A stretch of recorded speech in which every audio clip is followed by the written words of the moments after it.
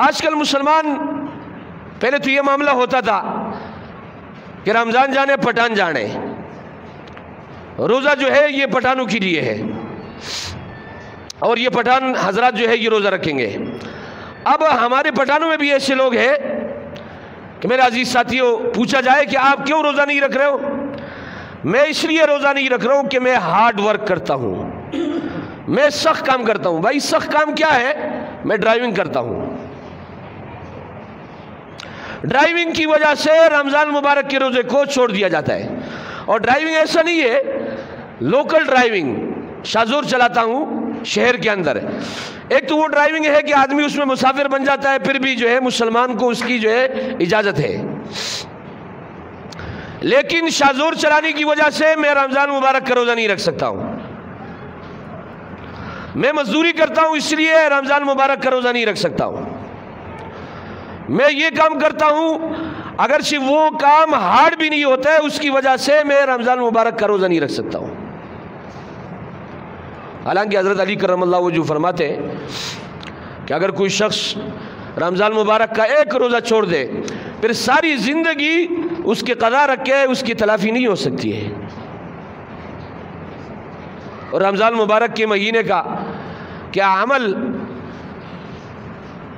جس پر اللہ رب العزت نے اتنے برکات و ثمرات، اور نبی پاک صلی اللہ علیہ وآلہ وسلم اس رمضان مبارک کے لیے دعائیں مانگا کرتے تھے، اللہم بارک لنا فی رجب و شعبان وبلغنا رمضان۔ نبی پاک صلی اللہ علیہ وآلہ وسلم دعا مانگ رہے، یا اللہ ان برکات ان ثمرات تک مجھے پہنچا دیئے، اللہم بارک لنا فی رجب و شعبان وبلغنا رمضان۔ 2 مہینے پہلے نبی اکرم صلی اللہ علیہ وآلہ وسلم دعاؤں کا سلسلہ جاری فرماتے تاکہ رمضان مبارک تک میں پہنچ جاؤں، کہیں اس بیچ میں موت حائل نہ ہو جائے، تاکہ وہ ثمرات وہ برکات میں حاصل کر سکوں۔ نبی اکرم صلی اللہ علیہ وآلہ وسلم رمضان مبارک کے آنے کے لیے اتنے مشتاق رہتے تھے، اور رمضان مبارک کے ثمرات کو حاصل کرنے کے لیے دعائیں مانگا کرتے تھے۔ لیکن عجیب بات یہ ہے کہ مسلمان ہونے کے باوجود، نبی اکرم صلی اللہ علیہ وآلہ وسلم کے دعوے کرنے کے باوجود، نبی اکرم صلی اللہ علیہ وآلہ وسلم کے ساتھ محبت کرنے کے باوجود، اور تمام وہ چیزیں جو مسلمان کرتے وہ سارے اعمال کرنے کے باوجود، رمضان مبارک کے روزے کو چھوٹے سے عمل کی وجہ سے ہم ضائع کریں، میرے عزیز ساتھیوں، اس دعوے میں پھر آپ سچے نہیں ہو۔ قرآن مجید کہتے ہیں وَمِنَ النَّاسِ مَن يَقُولُ آمَنَّا بِاللَّهِ وَبِالْيَوْمِ الْآخِرِ وَمَا هُمْ بِمُؤْمِنِينَ۔